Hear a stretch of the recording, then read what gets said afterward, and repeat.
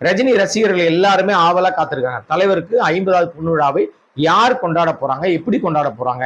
ஏன்னா ஆகஸ்ட் மாசம் அவர் திரையில கால் பதித்த முதல் நாள், முதல் படம் திரையிட்ட அந்த நாளை இங்க நினைவு கூர்ந்து தனிப்பட்ட விதத்துல பேசியவர்கள், தனிப்பட்ட விதத்துல வாழ்த்தியவர்கள் தான் ஒரு சிலர். ஒரு அமைப்பாக இதுவரைக்கும் எந்த ஒரு பாராட்டு பத்திரமோ, எந்த விதமான ஒரு வாழ்த்தோ எந்த அமைப்பும் பண்ணல. எவ்வளவு ஒரு அயோக்கியத்தனம்!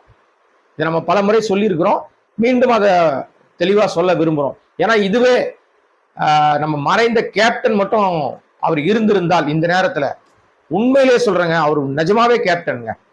அரவணைத்து செல்வதில் அவர் மாதிரி யாரும் மிஞ்சவே முடியாது. அவர் மட்டும் இருந்திருந்தால் ரஜினிகாந்துக்கு இந்த 50வது பொன் விழாவை மிக பிரம்மாண்டமாக திரையுலகம் திரும்பி பார்க்குற மாதிரி ஒரு பெரிய விழா நடத்தியிருப்பார். அத்தனை சிறப்பாக கண்டிப்பா அவர் பண்ணியிருப்பாரு. நம்ம அவரை ரொம்ப மிஸ் பண்ணிட்டோம். அதான் மிஸ் பண்ண பிறகு ரொம்ப யோசிப்போம் நம்ம, அடடா அப்படின்னு சொல்லிட்டு. இவருக்கு 50வது ஆண்டு விழாவை கொண்டாடுவதற்கு யாருமே இல்லை.